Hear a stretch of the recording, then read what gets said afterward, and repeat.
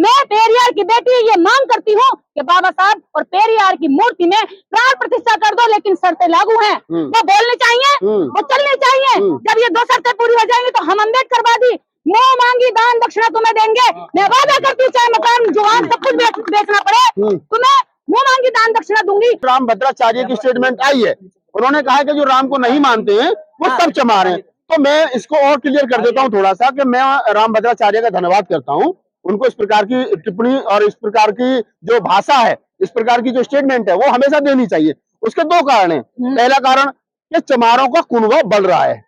अब इस देश के अंदर मुसलमान चमार, जैनी चमार, अपना सिख चमार, पारसी चमार, मुसलमान बिल्कुल मतलब जो राम को नहीं मानता वो सब चमार। तो चमारों का इसका मतलब 88% आबादी चमारों की इस देश के अंदर अब क्या हो गई राम भद्राचार्य के अनुसार। 22 तारीख को आप अयोध्या में जो राम मंदिर का उद्घाटन होने वाला है, क्या आप लोग जा रहे हैं उसमें? बाबा साहब डॉक्टर अम्बेडकर ने एक बात कही थी कि मैं राम कृष्ण को ईश्वर नहीं मानूंगा, ना ही कभी उनकी पूजा करूंगा।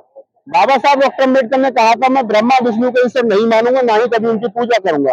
बाबा साहब डॉक्टर अम्बेडकर ने कहा था कि मैं कोई काम ब्राह्मणों के हाथों से नहीं कराऊंगा, कोई कर्मकांड। जब मैं अम्बेडकरवादी हूँ और निर्देश जी अम्बेडकरवादी है और अम्बेडकरवादी होने का ये पैमाना है, तो मैं निसंकोच रूप से कह सकता हूँ कि मैं राम मंदिर के निमंत्रण को स्वीकार भी नहीं करता हूँ। और निश्चित रूप से मैं जिस दिन 22 तारीख को प्राण प्रतिष्ठा होगी, मैं उधर को पैर करके भी सोऊंगा, जाना तो दूर की बात है। निर्देश जी, आप थोड़ा सा इसको और क्लियर करिए कि जिस प्रकार से प्राण प्रतिष्ठा की जा रही है, तो बताइए थोड़ा सा कि क्या मूर्ति में प्राण प्रतिष्ठा की जा सकती है? देखिए, पहली बात तो ये है कि अगर अम्बेडकरवादी जब बाबा साहब डॉक्टर अम्बेडकर खड़े हुए सवाल किए तो 33 करोड़ भाग गए इस देश से, यानी उनकी नसबंदी हो गई। अब उनकी औलादें यानी हम अम्बेडकरवादी राम मंदिर में जाएंगे तो राम भगवान भी नहीं आएंगे, वो भाग गए तो इनका सारा नाश मतलब काम खराब हो जाएगा। इतना पैसा लग रहा है पूरे देश के हमारे नेता और राम मैम हो रहा, सारा माहौल खराब हो जाएगा। तो अगर हम गए तो ये कहेंगे जैसे पहले राक्षस भूत पिशाचनी इनके यज्ञ होते थे और वो आके हु करके उसको यज्ञ को खत्म कर देते थे, तो ये तो हमें वही बता देंगे। और उस समय के वो भूत पिशाच नहीं थे, वो हमारे पुरखे थे, जिनको उन्होंने काला बताया, दांत निकला हुआ बताया, सींग बताया, सर पर तो सींग होते भी नहीं है, बना दिए। हमने मान लिए क्योंकि हम वही मानते हैं जो उन्होंने लिखते आए, जो हमें दिखाता है। हमारा कोई दिखाने वाला नहीं था, हमारा कोई बताने वाला नहीं था। कलम और स्याही इनके हाथ में थी, तो इन्होंने अपनी स्याही से जो लिखा उसको हमने भगवान मान लिया, और जिसको विलन लिखा उसको विलन मान लिया। तो बाबा साहब डॉक्टर अम्बेडकर इनकी नजर में खलनायक है, नायक नहीं है। वो नायक हमारे लिए है, इस देश के उन लोगों के लिए नायक है जो न्याय करते हैं, जो न्याय को पसंद करते हैं। तो बाबा साहब डॉक्टर अम्बेडकर के आने से 33 करोड़ देवी देवताओं की नसबंदी हो गई। अब अगर बाबा साहब की संतान है राम मंदिर गई तो अकेले राम मंदिर के अकेले राम जी क्या कर लेंगे बेचारे? उन्हें कहीं दोबारा से जाना पड़े, इतनी मुश्किल से तो लेके आए हैं। सारा देश में जो है इतने दंगे करा दिए राम जी को लाने के लिए, तो भैया हम इसलिए नहीं जा रहे उनको नुकसान ना हो। तो दूसरी बात यह है प्राण प्रतिष्ठा। दो शब्द से मिलकर अगर संधि विच्छेद करेंगे तो दो शब्दों के प्राण प्लस प्रतिष्ठा, मतलब एक मूर्ति के अंदर पत्थर में प्राणों की प्रतिष्ठा की जाएगी, वो प्रतिष्ठित होगा, बैठेगा, उसके अंदर जाएगा।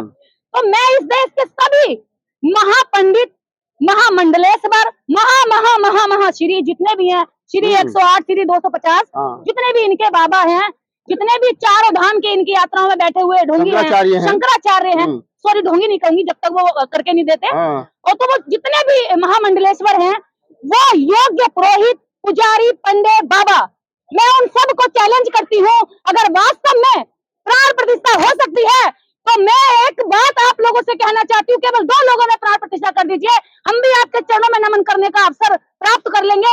बाबा साहेब और पेरियार, मैं पेरियार की बेटी ये मांग करती हूँ कि बाबा साहब और पेरियार की मूर्ति में प्राण प्रतिष्ठा कर दो, लेकिन शर्तें लागू हैं। वो बोलनी चाहिए, वो चलनी चाहिए। जब ये 2 शर्तें पूरी हो जाएंगी तो हम अम्बेडकरवादी मुंह मांगी दान दक्षिणा तुम्हें देंगे। मैं वादा करती हूँ, चाहे मकान जुबान सब कुछ बेचना पड़े, तुम्हें मुंह मांगी दान दक्षिणा दूंगी। अगर तुम में योग्यता है तो तुम मंत्र का उच्चारण करो, तुम मंत्र इकट्ठे करो, मैं तुम्हारे दान का इंतजाम करती हूँ। इसको मैं क्लियर और कर देता हूँ। जो अभी निर्देश ने कहा कि हम मुंह मांगी प्राण प्रतिष्ठा देंगे, मुंह मांगी दान दक्षिणा देंगे, इसमें एक बड़ी बात और है। जिस प्रकार से राम भद्राचार्य की स्टेटमेंट आई है, उन्होंने कहा कि जो राम को नहीं मानते हैं वो सब चमार हैं। तो मैं इसको और क्लियर कर देता हूँ थोड़ा सा कि मैं राम भद्राचार्य का धन्यवाद करता हूँ। उनको इस प्रकार की टिप्पणी और इस प्रकार की जो भाषा है, इस प्रकार की जो स्टेटमेंट है, वो हमेशा देनी चाहिए। उसके 2 कारण हैं। पहला कारण कि चमारों का कुनबा बढ़ रहा है। अब इस देश के अंदर मुसलमान चमार, जैनी चमार, अपना सिख चमार, पारसी चमार, मुसलमान बिल्कुल नहीं जाता, मतलब जो राम को नहीं मानता वो सब चमार। तो चमारों का इसका मतलब 88% आबादी चमारों की इस देश के अंदर अब क्या हो गई राम भद्राचार्य के अनुसार। और जो बात राम भद्राचार्य ने कही, मैं इसका एक तरीके से और समर्थन करता हूँ कि हमारे तमाम लोग ये कहते थे कि जाति छोड़ो समाज जोड़ो, और अब वो कह रहे हैं कि जाति सारी एक ही होगी। तो हम तो जिनको कहते थे तुम मूल निवासी हो, तुम बुद्धिस्ट हो, तुम नागवंशी हो सब लोग, लेकिन अब उसको चमार कह करके ये कहा जा रहा है कि तुम सब चमार हो और हम चमार नहीं है। अगर चमार ना होने का पैमाना ये जो राम को नहीं मानता वो चमार है, तो हम चमार होने के लिए 100 जन्म तक तैयार है, अगर जन्म भी है तो। और दूसरी बात, अभी जो राम मंदिर को लेकर के टिप्पणी जो निर्देश जी कह रही थी, देखिए राम मंदिर में कौन जाएगा और कौन नहीं जाएगा और क्यों जाएगा और किसके लिए जाएगा, मुझे तो खतरा एक बात का और भी लग रहा है निर्देश जी, आने वाले समय पर जब ये सरकार नहीं रहेगी, जब कोई दूसरी सरकार आएगी, तो इस देश के 4 शंकराचार्य जो नाराज हैं वर्तमान समय में और जो प्रेस कॉन्फ्रेंस कर रहे हैं, कह रहे हैं कि ये गलत हो रहा है। और अभी तो गाजियाबाद के जो भगवान दास जी एक एडवोकेट हैं, उन्होंने इलाहाबाद उच्च न्यायालय में एक एप्लीकेशन मूव की है कि ये पहले तो पूछ के महीने में कोई पुण्य कार्य नहीं हो सकता, शादी ब्याह नहीं होते, तो तुम प्राण प्रतिष्ठा कैसे करो, इसका मतलब ये तुम चुनाव के लिए कर रहे हो। दूसरा, तुमने जो शंकराचार्य को नाराज कर रखा है। तो मुझे खतरा इस बात का भी हो रहा है कि इन फ्यूचर ये भी हो सकता है कि जिस प्रकार बाबू जगजीवन राम के छूने से मूर्ति पवित्र हो गई थी, वो अछूत थे, वो शूद्र थे, कल को क्योंकि मोदी जी भी ओबीसी आते हैं और वो तो कहते हैं मैं छोटी जाति का हूँ, मैं तेली हूँ, मुझे मेरी जाति को गाली दी गई, भाइयों बहनों, तो ऐसा हो सकता है शंकराचार्य जब ये सरकार नहीं रहेगी तो फिर राम मंदिर को पवित्र किया जाएगा। एक अछूत ने, एक शूद्र ने, मोदी ने इसका उद्घाटन किया था, प्राण प्रतिष्ठा की थी, जब ये काम तो। और मैं एक अपील और कर रहा हूँ यहाँ पे, ये काम तो इन फ्यूचर होगा, लेकिन मेरी सरकार के लोगों से अपील है कि मोदी जी क्योंकि एक संवैधानिक पद पर बैठे हैं और देश के प्रधानमंत्री हैं और किसी भी देश का कोई धर्म नहीं है, देश धर्मनिरपेक्ष है, और जो लोग धर्म को माने देश के कुर्सियों पर बैठ करके, जैसे प्रधानमंत्री जी हैं, तो प्रधानमंत्री जी की व्यक्तिगत आस्था हिंदू धर्म में हो सकती है। जिस दिन वो हिंदू धर्म के अनुसार राम मंदिर के प्राण प्रतिष्ठा के प्रोग्राम में जाए और कोई भी सरकारी पद पर बैठे वाला व्यक्ति तो वो अपना हवाई जहाज लेकर के जाए, सरकारी वाहन का इस्तेमाल ना करे, क्योंकि जिस वाहन में बैठ करके जा रहा है वो देश का है और देश का कोई धर्म नहीं है। जो देश तुम्हें 2.5 लाख 3 लाख 4 लाख रुपए तनख्वाह देता है प्रधानमंत्री रहते हुए, उससे टिकट कराओ और तब वहां जाओ, देश की संपत्ति का आप इस्तेमाल नहीं करोगे इस पूरे मामले में। देखिए वो ऐसा है ना, जरा सी भी जो सुप्रीम कोर्ट ने जो फैसला सुनाया है, वो फैसला भी सुप्रीम कोर्ट ने राम मंदिर के पक्ष में केवल इसलिए सुनाया क्योंकि उन्होंने भावनाओं का हवाला दिया। हाँ। यही राम भद्राचार्य जो है कोर्ट में जब पेश हुए थे, तो इन्होंने हमारी भावना केवल भावनाओं का हवाला था। जब तथ्य मांगे गए, सबूत मांगे, तो इनके पास कुछ भी नहीं था। तो जो सुप्रीम कोर्ट ने जो फैसला दिया है, इसमें जो इनको करोड़ों की जो समिति को धन गया है, वो भी देश के टैक्स से गया है, जबकि सभी धर्मों का गया है, केवल एक धर्म का तो नहीं गया। इसमें अम्बेडकरवादियों का भी गया, जो हम नहीं मानते। टैक्स हम भी, अगर हम चप्पल खरीदते हैं, जूता खरीदते हैं, पेन खरीदते हैं, माइक खरीदते हैं, हर चीज पर इनडायरेक्ट टैक्स जाता है। इस देश का प्रत्येक नागरिक ये बात जान ले कि इस देश देश की सरकारें चलती हैं वो टैक्स से चलती हैं। जो टैक्स पे नौकरी वाले होते हैं उससे ज्यादा इनडायरेक्ट टैक्स होता है जो देश का नागरिक खाता है, पहनता है, चाहे चप्पल, जूता, गहना और यहाँ तक कि शैम्पू तक।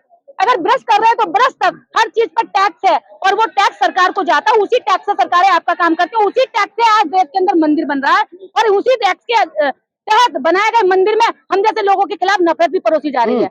हमारा भी तो पैसा लगा है। पहले राष्ट्रपति को भूमि पूजन में नहीं बुलाया और अब राष्ट्रपति को क्या नाम है प्राण प्रतिष्ठा में इनवाइट क्या नहीं किया हमें पता नहीं, लेकिन अभी तक तो जानकारी का नहीं किया। आपको पता है कि प्रकाश राव अम्बेडकर जी ने जो वो गया था निमंत्रण, उन्होंने कह दिया कि मैं नहीं आऊंगा राम मंदिर के प्राण प्रतिष्ठा में। इधर लालू प्रसाद यादव जी ने मना कर दिया, उधर कई और नेताओं ने मना कर दिया। तो आप ये देखिए कि पहले राम को दलित और शूद्र पसंद नहीं थे, अगर वो पढ़ते थे तो उनकी गर्दन काट दी जाती थी। अब शूद्र और दलितों को राम पसंद नहीं है। वक्त सबका आता भैया, तब तुम्हारा था, अब हमारा है। तब तुम्हारा राज चलता था, संविधान का राज है, तो हमारा ही बचता रहा। आपको राम पसंद नहीं है वो ठीक है, लेकिन आप हिंदुओं की भावना को हाथ क्यों पहुंचाते हो? हमेशा हिंदू धर्म के बारे में इतना ज्यादा। हाँ, ये सबसे बड़ा सवाल है। देखो भाई लोग, हमारी उन लोगों से मैं उन अंधभक्तों को मासूम मानती हूँ। वो बेचारे बड़े इनोसेंट होते हैं, उनकी कोई गलती नहीं होती है, क्योंकि उनके दिमाग में जो कचरा डाल दिया जाता है वो वहां से अपनी राय बनाते हैं जहाँ से वो टीवी पे देखते हैं, क्योंकि उनकी अपनी खुद की कोई राय नहीं होती है। टीवी वाले जो चला देते हैं उसी को सच मानते हैं और उन्हें ये लगता है वो टीवी पे बैठा वो झूठ थोड़ी बोल रहा होगा, चाहे वो कितना भी बड़ा झूठ बोल रहा हो। हमारा मुख्यमंत्री झूठ थोड़ी बोल रहा होगा, हमारा टीवी पे बैठा हुआ एंकर झूठ थोड़ी बोल रहा होगा। अब इसी तरह के जुमलों से वो लोगों का दिमाग सेट हो जाता है कि जितना भी बड़ा झूठ होता है वो उसको सच मान लेते हैं। तो मैं आप लोगों को बता दूं मेरे भाई, जो लोग ये कहते हैं कि हमारी आस्थाओं को तो आप ठेस पहुंचाती हो, मेरा बाप का जो सर्टिफिकेट है उसमें लिखा हुआ हिंदू, मेरे दादा का सर्टिफिकेट है उसमें लिखा हुआ हिंदू, अभी मेरे सर्टिफिकेट में भी लिखा हुआ है हिंदू। तो तुम्हारे बाप का धर्म है ये? हमने जिस धर्म में शोषण सहा, जिस छत की ईंटें दीवारें हमारे सर पे गिर रही हैं, फूट रहे हमारे सर, उस दीवार को हम ये भी ना कहें कि ईंटें गिर रही हैं, रोको इसे। जो छत, जो दीवार, जिस घर का आदमी हमारे ही ऊपर अत्याचार कर रहा, हम बोले ना। और एक सवाल जो आपने करना भूल गए कि आप हिंदुओं की भावना को लेती हैं, मुसलमान को नहीं कहती, आप क्रिश्चियन को नहीं कहती। भाई रामचरितमानस किसने लिखी? हिंदू ने। उसमें मेरे दादा परदादा मुझे गाली है। मनुस्मृति किसने लिखी? हिंदू ने। किसी ईसाई ने लिखी है क्या? हिंदू ने लिखी है ना। मनुस्मृति में जातियों का नाम ले लेकर के गालियां हैं। जितनी भी श्रुतियां उसके बाद में लिखी गई हैं अलग अलग शंकराचार्यों के द्वारा, उन श्रुतियों में गालियां हैं। जो वेद हैं, जो पुराण हैं, उन पुराणों में हमारे लिए शिक्षा का अधिकार नहीं है, हमारा कहीं जिक्र नहीं है। हमें चंडाल बताया गया, हम जैसे को राक्षस बताया गया, मेरे जैसी महान बेटियों को सुपर्णा बताया गया। तो हम फिर किससे सवाल करें? मुझे ये बताइए, थप्पड़ आप मुझे मारेंगे तो मैं जवाब आपसे लूंगी या इससे उधर उधर अड़ोसी पड़ोसी से लूंगी? तो यही बात है भाई, हम इसको इसलिए इससे सवाल करते हैं और हमारे शब्दों में गाली नहीं होती, तुम लोग गाली पे उतर आते हो। तो अपनी भाषा को सुधारो, अपने संस्कारों को सुधारो।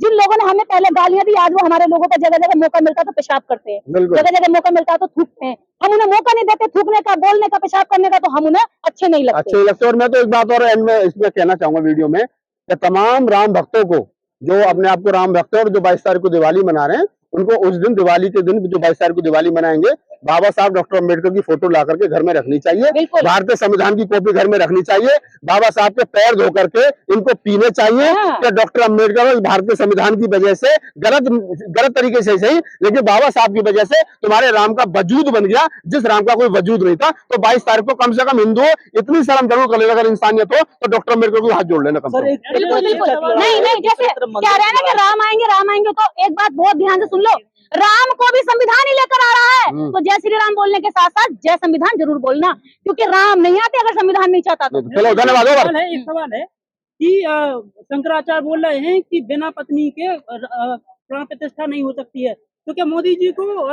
ये पत्नी का बहाना देके क्या शुद्ध मानते हैं? देखिए, सारे शंकराचार्यों ने ये बात का एहसास करा दिया और बात वास्तव में सच है। अभी जो वहाँ के जो मुख्य पुजारी था, पुराने पुजारी रहे, उन्होंने कहा है कि वहाँ के जो पिलर है ना प्लास्टिक के हैं, जो सोने के दिखाए जा रहे हैं ना, वो गोल्ड की परत चढ़ा के लगाए गए हैं, वो दिखाए गए हैं गोल्डन कलर में, लेकिन वो है नहीं वास्तव में। अभी राम मंदिर का जो ऊपर का गुम्बद होता है ना, छत होती है, वो नहीं बनी है। शंकराचार्य कह रहे हैं कि राम की मूर्ति के ऊपर चढ़ेंगे मजदूर, गुटखा थूकेंगे, बीड़ी पियेंगे, सुट्टा मारेंगे, उसके ऊपर चढ़ के ऊपर का गुम्बद बनाएंगे। तो राम की इज्जत हो रही है, बेइज्जती हो रही है। तो भैया यहाँ पर जो हमारे देश में सरकार चल रही है, वो इस समय ना तो आस्था को जानती है, ना आस्था को मानती है। ये तो बेचारे गरीब इनोसेंट लोग हैं जो आस्था के नाम पर उनके पीछे भागते हैं। देश की राजनीति में इस समय जहाँ पर भगवान के भी प्राण इंसान डालता हो, तो इससे साबित हो जाता है कि भगवान को बनाने वाला भी इंसान है और भगवान को प्राण देने वाला भी इंसान है। पहले क्या होता था, पहले सरकार धर्म जो है वो सरकार जो है वो धर्म के हिसाब से चलती थी। पहले देखेंगे आप जितने भी सरकारें नहीं है, वो धर्म में ये लिखा है उसके हिसाब से चलेंगी, लेकिन अब धर्म जो है वो सरकार के हिसाब से चल रहा है। आप इस बात को समझिए।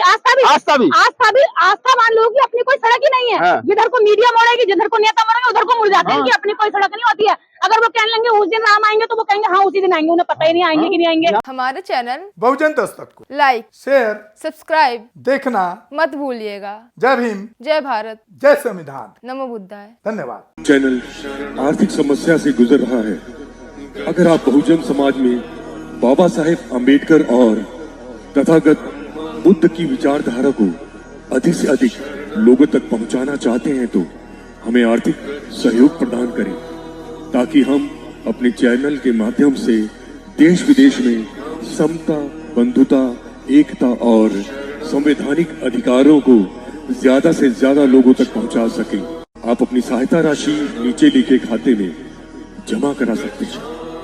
खाता धारक गौतम रत्ना, खाता संख्या 3169576865 IFSC कोड SBIN 0060336, बैंक भारतीय स्टेट बैंक। आप हमारे बैंक खाते का विवरण स्क्रीन पर भी देख सकते हैं। जय भीम, जय भीम। मैं गौतम रत्ना आपका बहुजन फिल्म प्रोडक्शन में स्वागत करता हूं और आप हमारे प्रोडक्शन हाउस के अंदर अपना कैरियर बना सकते हैं as a film director, as a producer and actor and actress and editor and cinematographer also. अगर आपको फिल्म से रिलेटेड कुछ भी प्रोजेक्ट आपको बनवाना है तो हमारे पास में पूरा सेटअप है, जिसमें फिल्म कैमरा है, शूटिंग लाइट्स है और एडिटिंग है। सारा A to Z एक ही जगह पर आपको हमारे यहाँ पर मिल जाएगा। तो दोस्तों आप हमें कांटेक्ट कर सकते हैं हमारे नंबर्स पर 9810085714 और 8510005714। हमारे वेबसाइट पे विजिट कर सकते हैं www.filmserviceindia.com और हमें मेल भी कर सकते हैं gautamfilmsproduction@gmail.com पर। धन्यवाद।